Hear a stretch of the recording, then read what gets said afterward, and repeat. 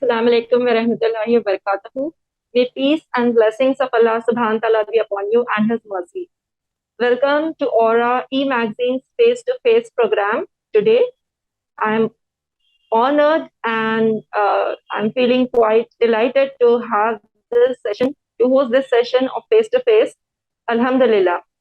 And Alhamdulillah, as we know, we have the legacy to hold interviews, face to face interactions for various dignitaries and honorable guests who have been with us for various face to face interactions.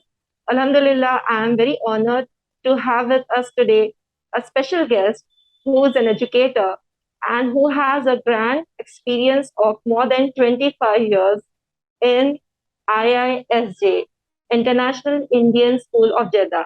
MashaAllah. So I warmly and heartily welcome Ms. Farah Masood, ma'am. We welcome you, ma'am. And yes, and MashaAllah, she has been and presently she is the Vice Principal of International School of Jeddah. Since 2007, she has been serving. Alhamdulillah. We are really honored to have you today for this face-to-face interaction. So, with these introductory words to start our face-to-face session, can you tell us a little bit more about your work, your background, your journey in the world of education? Over to you, ma'am. Thank you. Thank you very much. May I know your name, please? It says Yes, San. Sana Sheikh. Sana. Yes, you are Sana. Thank you, Sana. That was a very nice introduction, and same here. I reciprocate what you have just said. It's just an honor and a pleasure to be part of this evening with you. And I'm really glad to share my experience and the passion for the work that I do every day. Regarding my work, I started my career in IISJ in the year 1997 when I joined the school as PGT English.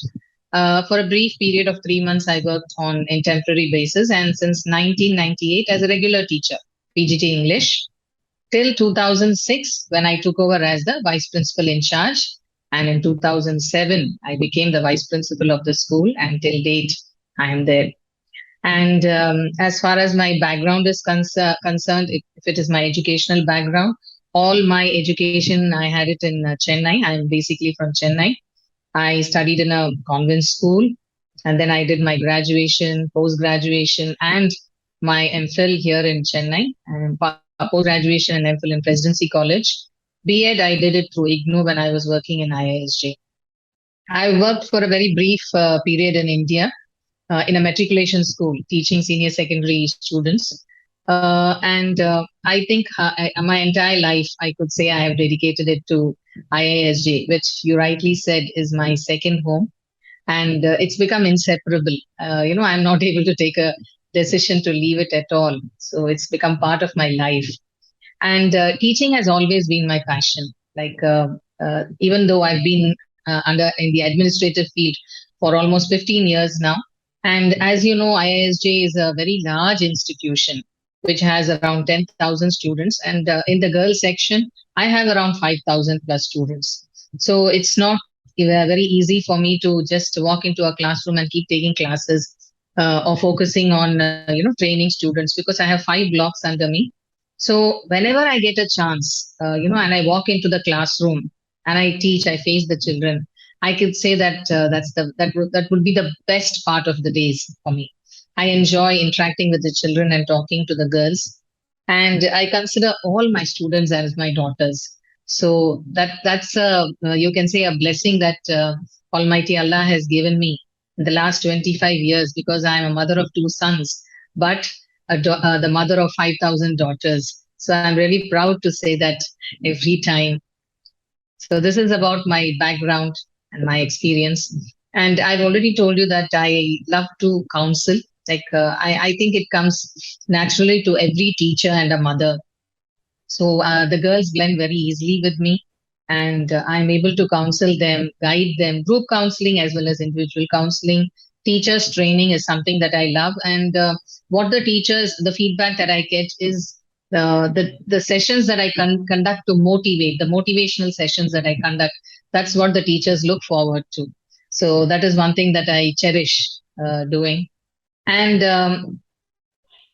there's nothing you can say more rewarding than going to the kindergarten section, and interacting with those little children. How happy they become when they see me, and the little questions that the students ask me, especially the smaller ones. They do not have that inhibition that, oh, she's the vice principal, we cannot go and talk to her. They don't have that fear. They don't know that concept. So with that innocence, when I go there during the departure or the arrival, or even during their classes when I go, they're so eager to share so many things, take out objects and show it from their bags. They ask questions. And very close to my office, I have the 3, 4, 5 classes. That is one block. 3 to 5 is one block, where the class 3 children, they know me first because they come from a different building.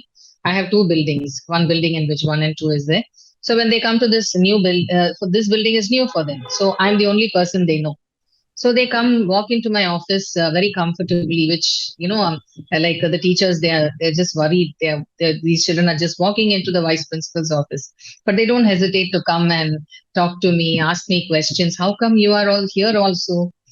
We say that you are there, but how come now you are there now here? Then I tell them I got promoted along with you. They feel so happy. So these are some of the very happy moments in school that keeps me going, and keeps me attached to this particular profession. And I always counsel, when students come to me after completing also, and they talk about career, I just tell them one thing, that when I go to sleep, the next morning I'm very eager to get back to work. So you should take up something that makes you feel that the next day you should feel like going to the office, or to any work, or to your clinic, or to your lab, research lab, wherever you are working. So I tell them that's what I feel. And I go to bed, morning I get up, I'm very happy to come to school. So this is about my background. As I have said, that it's a huge thing, a huge number. A student of 5,000 or 10,000 is not a small number to count on, and especially you are not just an authoritative figure, but a motherly figure in their lives, and that's the thing anybody can can cherish or dream about as a principal or a vice principal or as a teacher as well. So the thing that you have mentioned, as soon as you wake up in the morning or you sleep, so you sleep with a humble heart and with heart like that peace. So as the vice principal of such a large educational institution, we can say there must have been certain challenges as well.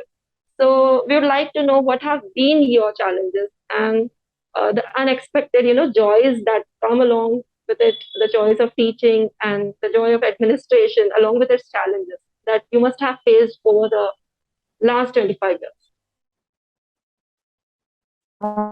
Yes, challenges, yes, because in IISJ we very fondly say that our strength is our weakness, because we have a large strength. That itself is our challenge.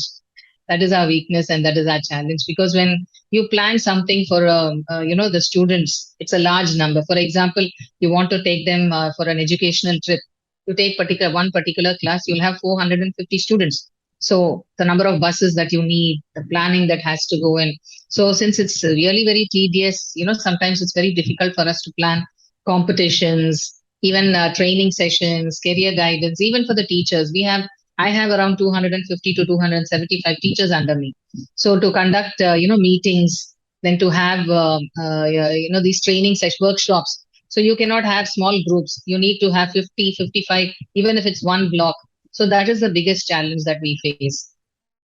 Other than this, the challenges are the ones that are faced by almost, I think, all the principals and vice principals across the globe.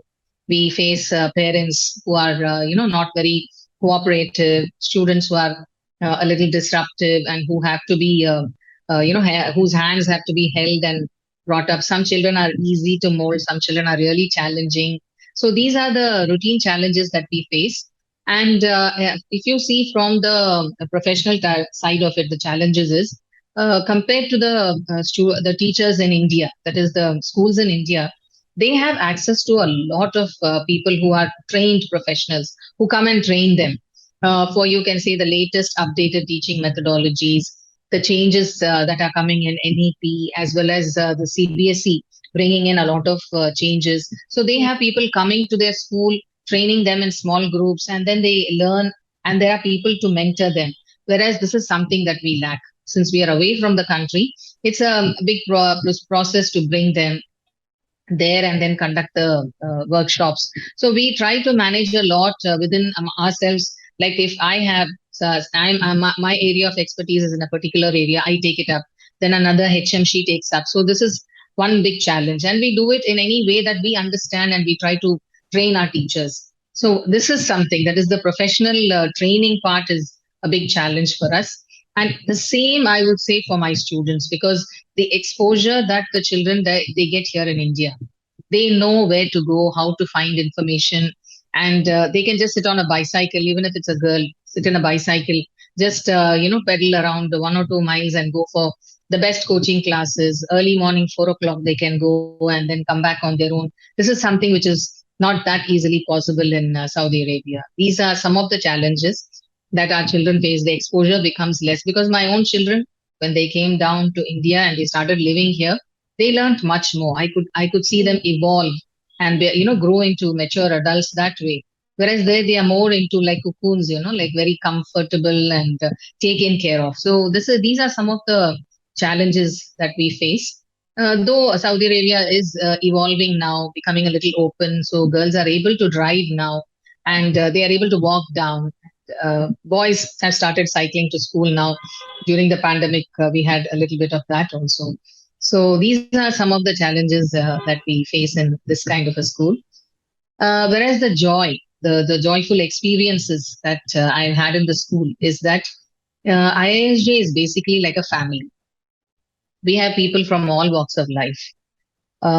We have students who are from the diplomatic circle. There's parents who work in the consulate, and maybe other countries also. We have children of diplomats of Afghanistan and other countries also studying in our school. So there's a handful. It's 100% Indian population, but we do have a very minor number. But they are the diplomats' children. Then you have children of the staff, that is the teachers' children.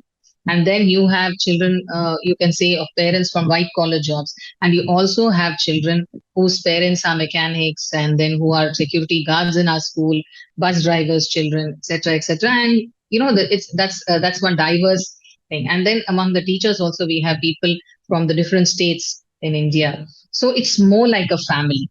So I've never seen students discriminate children based on their status. They mingle very well, and even when we brought in children who are you can say challenged children, like who have yeah, issues like autism. We do have children who have autism and maybe learning disabilities.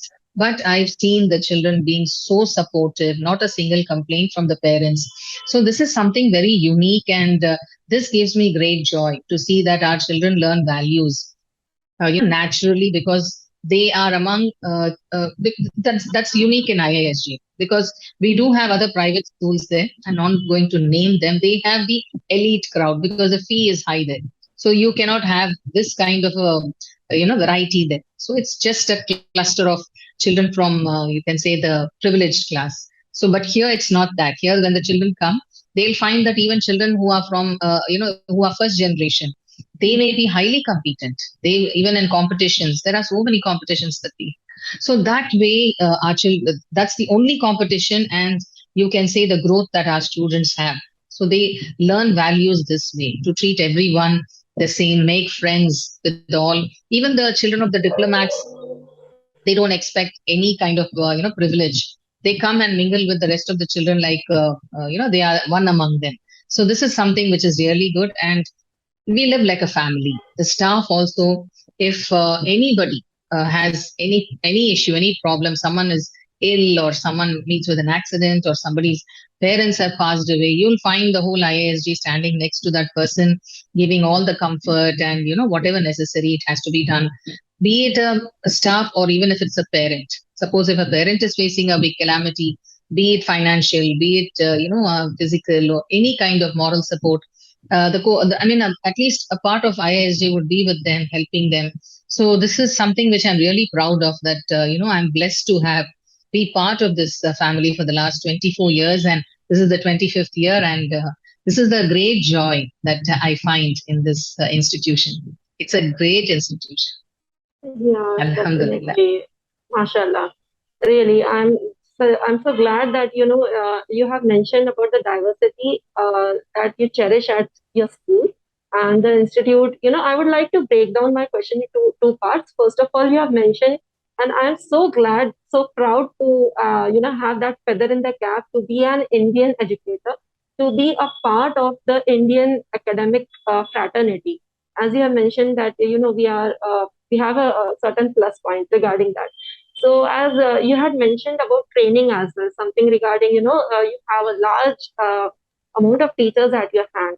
So, what I would like to, just know that what are the some of the key aspects in which you train your teachers, and as an educator, what do you think, are the requirements or the prerequisites for the growth of a teacher as well as for the institution, for both? So how you take up the training in which it kind of grows the teacher and the institution as. Teacher training in all institutions across the globe, they follow the book also, like what is taught in the teacher training manuals, and you can say the courses and the diplomas. We have so many, you can say, titles for it. So I'm not going to go into those details because they are the routine, like how do Hmm. you plan lesson planning, and what are classroom tools, how to follow the Bloom's taxonomy, and those things are the regular ones and the routine ones to Yeah. keep them going. Like I would break this into two. One is the professional side, and the other side is the one that I actually focus on. Is the topmost one that I give priority is to bridge the gap between the teacher and the student. Because when the child, I always believe that when the child likes the teacher, no subject is difficult. It's Okay. just the teacher is the most important, you can say, person there in the classroom. So once they like the teacher, no physics, no mathematics is going to be difficult. They would just simply love the subject. So to keep the teacher motivated, and also to make the teacher, to groom the teacher into a person who loves any kind of student, who is able to blend with any child, that is always my focus. So I conduct a lot of motivational sessions where I actually quote a lot of incidents that happen in the school itself. I don't bring it from books or from the internet.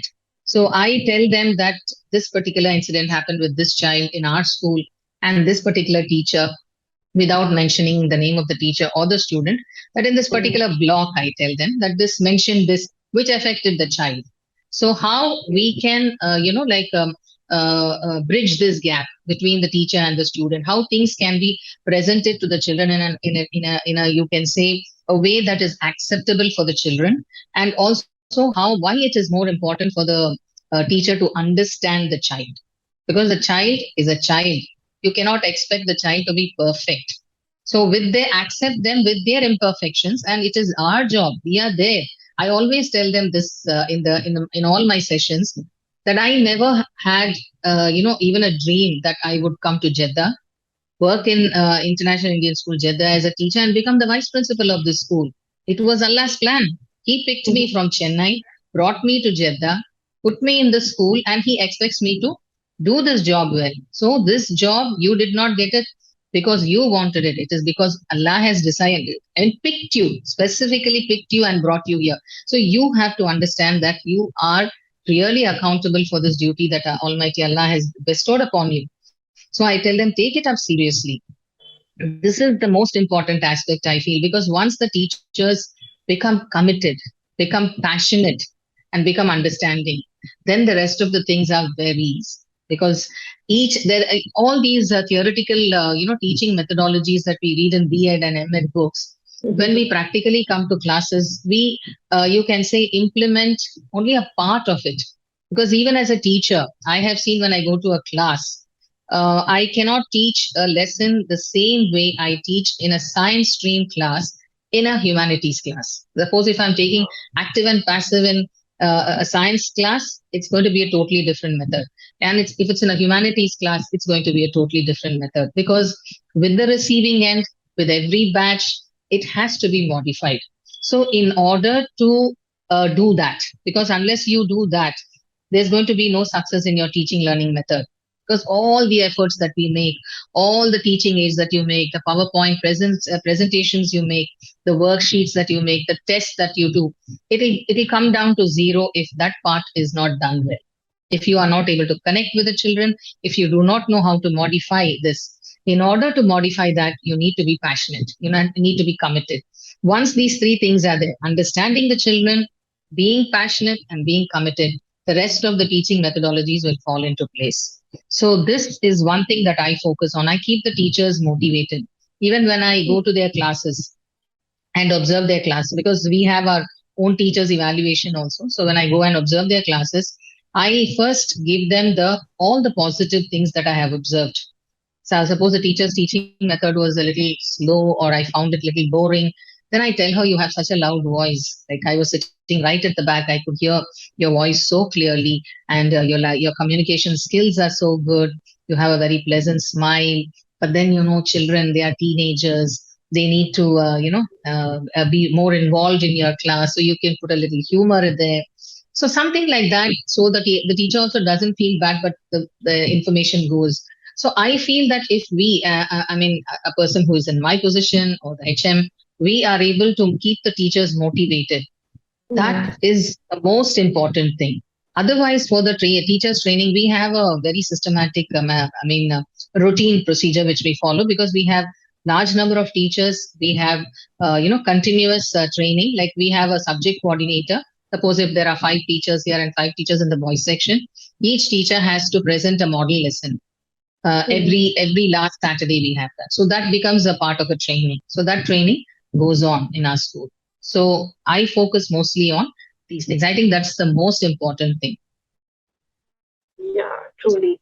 Truly. So I think so. What can I take, or the key takeaway from your talk is that, bridging the gap is the most important thing that a teacher needs to do. And on an institutional level, keeping the teachers motivated and inspired by, evaluating, by taking model lessons is one thing, but keeping them inspired in the long run is the key, I think so. So, as I had said earlier, that I would like to break the question in two parts. So, the other thing that mentioned is diversity, and there are so many students in your school that are coming from different backgrounds, diverse backgrounds. And nowadays, we know how much the mental health has been affecting, or it is in the trends. So, what I would like to know from you is, how do you handle the aspects of mental health and counseling for your teachers, especially not students, but for teachers?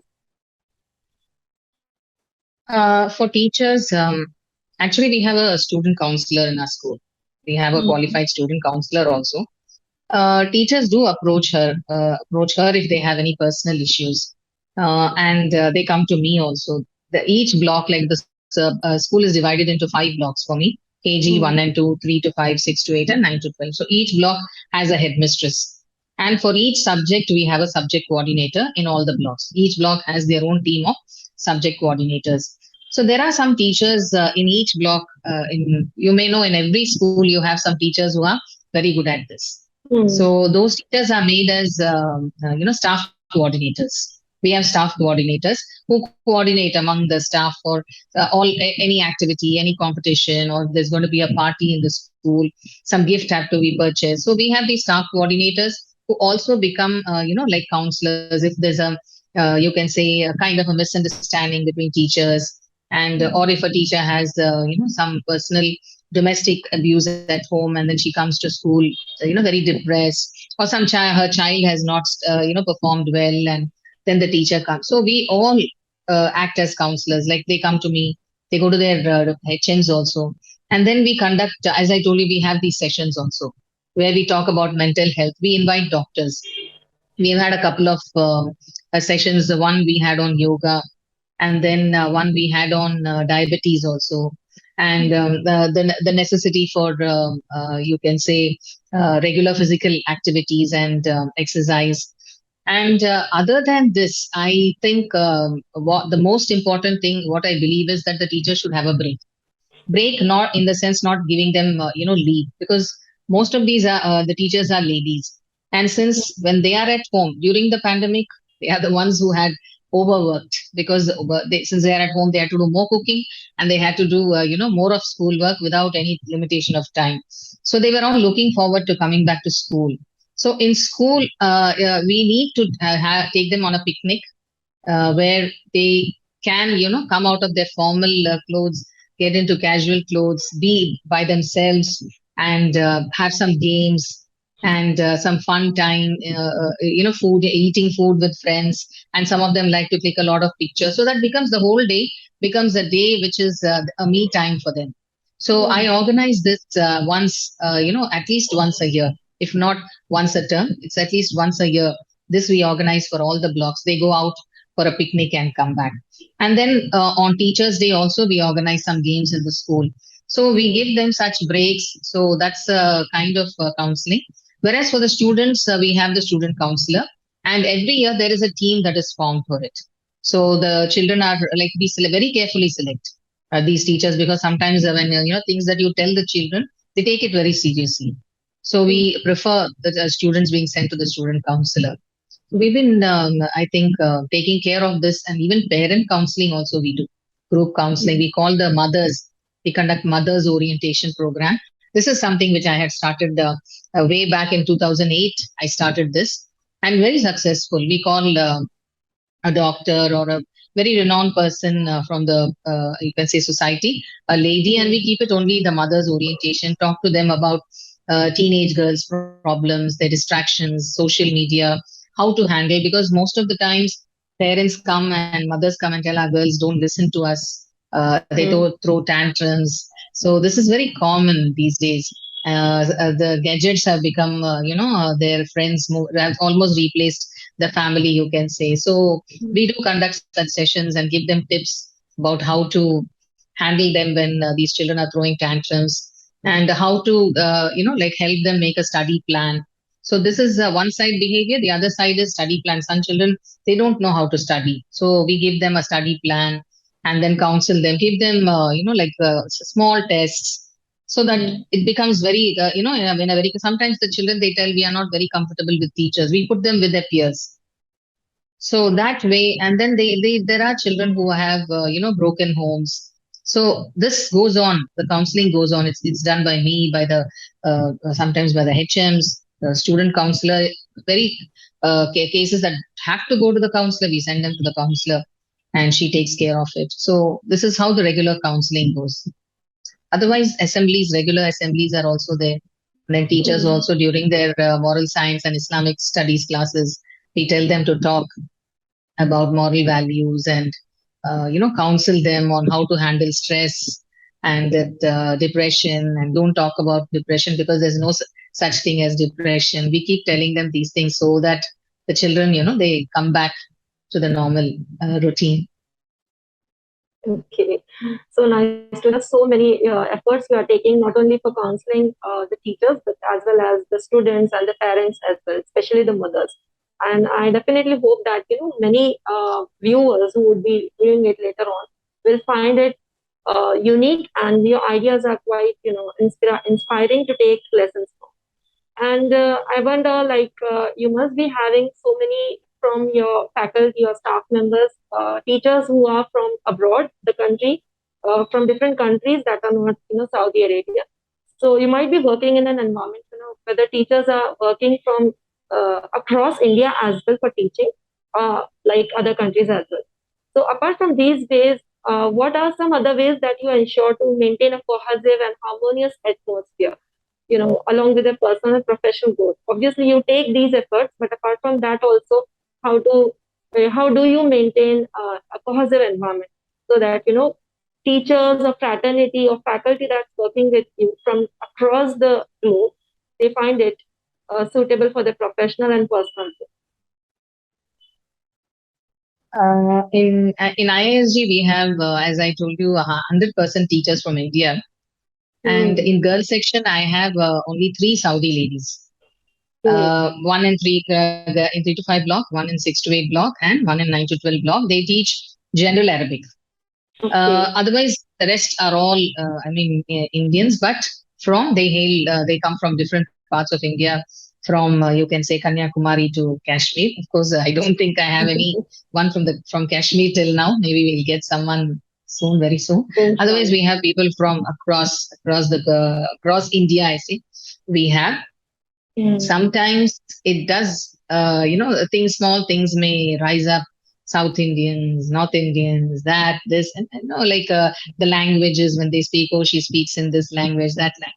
So I tell them, first of all, all of you speak in English, so the children also learn to speak in English. So that is, these are very minor things. Otherwise, we organize, I allow the teachers to organize small parties, like Mm. people from Mumbai and north, they bring pani puri and those their delicacies, and then from Kerala they bring payasam and their delicacies. From Chennai they bring idli vada and all those, and then they have a small 1 day lunch. They have 20 minutes lunch. So I tell them, get together and then celebrate Eid and other festivals also, like Diwali and Christmas. So they just bring the delicacies, sit together, dress up, and then they eat. So that way, I think this part is, that way, it's like a mini India for us. More than, living in Chennai, I find people speaking Tamil, but there I have people speaking so many languages, and then still we are all together. If it's a Kerala day, then you'll find all the teachers wearing that Kerala sari, and like they try, all of us, they try to sing some Malayalam song. So that's always there. They are all together as a family, and they really cherish it and enjoy it. So I don't think we have to work very hard on this part. Okay. So that's so nice to hear that, a mini Yes, India is residing at IISJ. And yes, yes. I what I I, never miss India. yeah, what I truly found, inspiring was the fact that, even when the teachers are talking in the mother tongue and you are asking them to speak in English, in a way, they are also teaching their different languages that, from the cultures they are coming from. They're also teaching simultaneously the different aspects. So, be it Kerala or Kashmir or whatever state they belong to, they are Yes, not only teaching the Saudi culture, but also the yes. Indian state culture. Yes, Very nice. and sorry to interrupt you. You'll be very Yeah. surprised, and very interesting is that the three Saudi ladies, among them, the two Mm. of them are sisters. Two of them are sisters, and when they joined us first, they felt very alien. The other one, who's in the senior block, she's still a little reserved, but still, when we talk to her, she comes out. They Mm. have learned Indian culture so much, and now they speak, fairly good English and a few words of Urdu also. And Okay. they love to wear saris. When we have functions in the school, like if there's a competition, teachers, they all wear the same color saris or same color Mm. shalwar kameez, and they come, and so they join them. They also like to wear saris, and then they wear the nose pin, and they enjoy. But when it comes to their Saudi national day, then they teach us how the culture of Saudi Arabia. So it's, I think that's the unique part of IISJ, that we all learn to live together with that diversity, with that differences in us, whether it's language, whether it's the state, the city, whatever it is. Ultimately, we all come together as one family, the IISJ family. Definitely.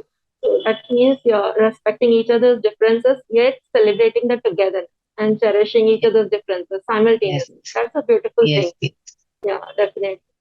And a question that will keep our viewers truly hooked on to, or maybe it's the voice of so many viewers. So, as you have mentioned that you have taught or you had experience in India as well before joining or moving ahead to Jeddah. So, you have taught both in India and other countries, including Saudi. So, what are the major differences you have found between the educational institutions working, whether be it in India and where you work right now? What are the differences that you found in both of them? The difference, I don't find, I mean, that the difference I've already mentioned is that when you work in India, your exposure is more. Like you get a chance to interact more with the teachers of other schools. You get a chance to you are sent on duty, to another school. Even the examinations, you are given duties in other schools. So you get to interact more, attend more workshops. And here in India, when I worked, it was a co-ed school. So it's a different experience teaching in a co-ed class. Whereas in Saudi Arabia, when I joined, it was an just a girls' school, girls section. This year we started grade 1 to 5. Grades 1 to 5 we have co-education. Otherwise, it was a completely girls section. So that is one difference I've seen, that when I was teaching in India, that was a little different. Whereas here this is otherwise. I don't find any major difference teaching, whether it's in India or Saudi Arabia. Only you can say the luxury part a little bit sophisticated, because the classrooms have air conditioners, and you have access to all kinds of technology, and those things are there. Otherwise, it's almost the same. Challenges, as I told you, those challenges that we face in Saudi Arabia, where we have to really work hard to give the children exposure. So when we sit to like we organize youth festivals there, and when we organize these youth festivals, every item that, it's done only for the 9 to 12 block. And the basic rule is that every child has to participate Mm. at least in two events. It's a must. So the class teachers take care of where and what they participate in. So we have to think of all kinds of activities which will cater to the different children. Like there may be children who are not good at dramatics, so we can have drama for one group, dance for one group, painting for one group, handmade handicraft, like you can make something handicrafts, that for a group. So we had to think of very different kinds of things, so children get exposure to such things. Table decor, cake baking, dress designing. We come up with different, because otherwise there is no other place where the children can go and have an exposure to it. So that Mm. is the major thing. More challenging here in Saudi Arabia than in India. In India, I feel things are more ready-made, like easily available for the teachers to groom the children. Even material is there, and their training is there. Places are there where they can take the children. Okay, they want the children to go and see. Even I remember when I was in school, we had visited a jail. We had gone to the police station and seen a jail, practically seen a person, a prisoner in the jail. But when in Saudi Arabia, the children have to only imagine it. Post office, they have to imagine. There are so Mm. many things which they can only imagine. Whereas children in India, they can go. So when they come, our children come to India during vacation, we tell them wherever possible, you visit these places and then learn by looking at them. So these are some of the differences that I see. Children in India learn many things with experience. Like they may be traveling by bus to school, Mm. and then there's a breakdown. They have to get down. Then from there, how to go to school. So these are, like they are going in a cycle or in an auto rickshaw. There's a breakdown.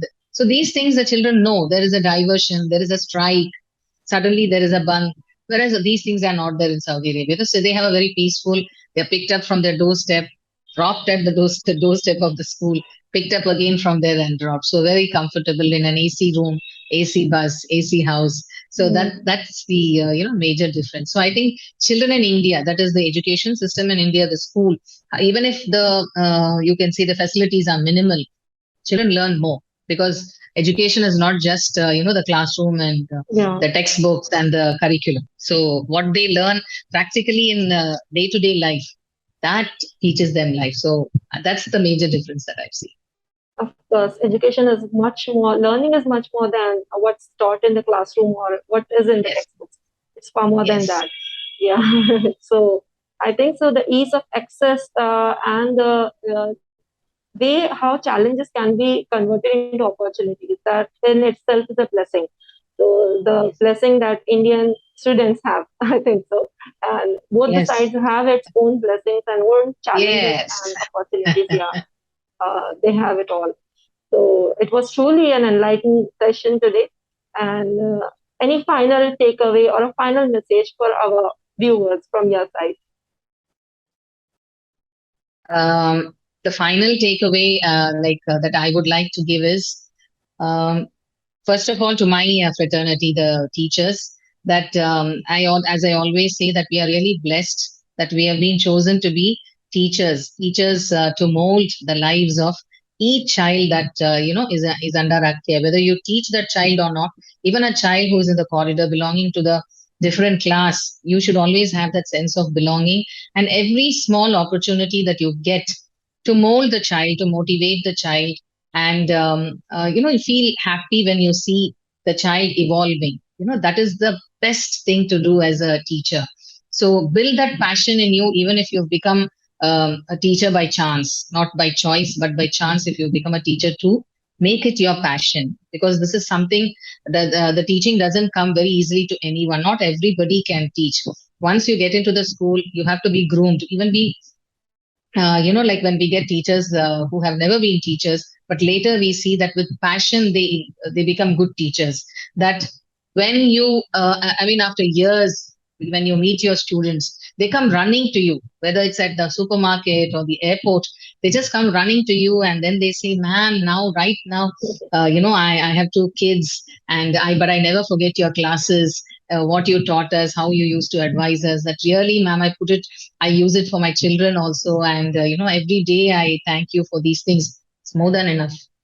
That's the best gift that you can have in your life. Cherish those words of your students, and then you will be very, very happy. So put your heart and soul into what you do.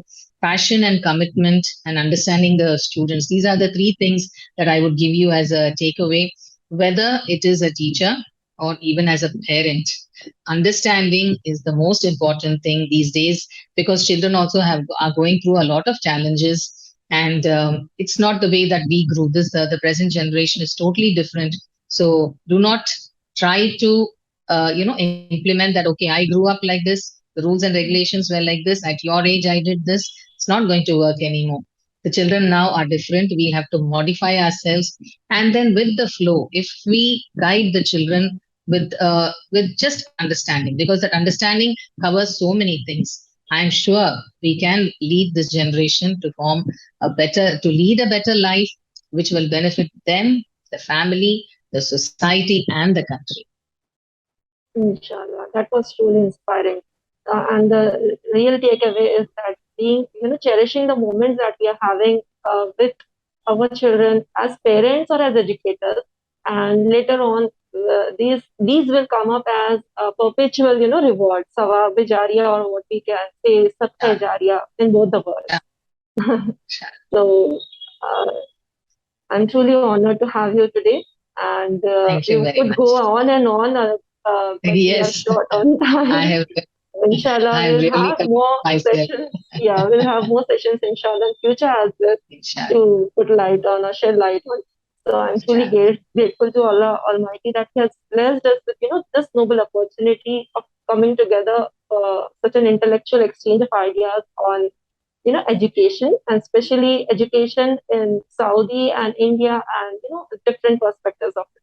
So, on behalf of our entire team or our team, I sincerely extend our thanks to you, especially for giving out your valuable time and honoring us with your words and your presence. Thank you.